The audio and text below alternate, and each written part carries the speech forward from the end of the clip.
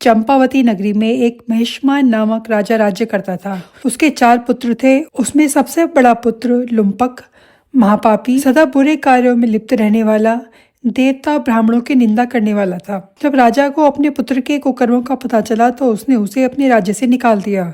लुम्पक दिन में वन में रहता और रात्रि को अपने पिता की नगरी में चोरी करता। नागरिक और राज्य के कर्मचारी उसे पकड़ लेते, किंतु राजा के भय से उसे छोड़ देते। वन में एक अति प्राचीन विशाल पीपल का वृक्ष था। लोग उसकी भगवान के समान पूजा करते थे।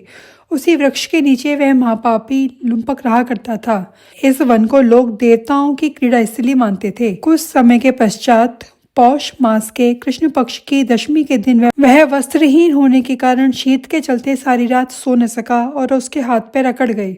सूर्योदय होते ही वह मूर्छित हो गया। दूसरे दिन एकादशी को मध्याह्न के समय सूर्य की गर्मी पाकर उसकी मूर्छा दूर हुई। गिरता हुआ वह भोजन की तलाश में निकला। पशुओं को मारने में वह समर्थ नहीं था, इसलिए पेड़ के नीचे गिरे हुए फलों को उठाकर उस पीपल के वृक्ष के नीचे आ गया। उस समय तक भगवान सूर्य अस्त हो चुके थे।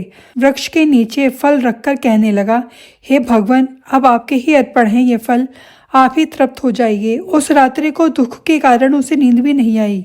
उसके इस उपवास और जागरण से भगवान अति प्रसन्न हो गए। उसके सारे पाप नष्ट हो गए।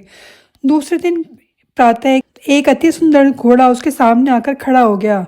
उसी समय आकाशवाणी हुई कि हे राजपुत्र, श्री नारायण की कृपा से तेरे सारे पाप नष्ट हो गए हैं। अब तू अपने पिता के पास जाकर राज्य प्राप्त कर। ऐसी ही वाणी सुनकर वह अति प्रसन्न हुआ और दिव्य वस्त्र धारण कर भगवान आपकी जय हो कहकर अपने पिता के पास गया। उसके पिता ने प्रसन्न होकर समस्त राज्य का भार उसे सौंप दिया और स्वयं वन के रास्ते चले गए।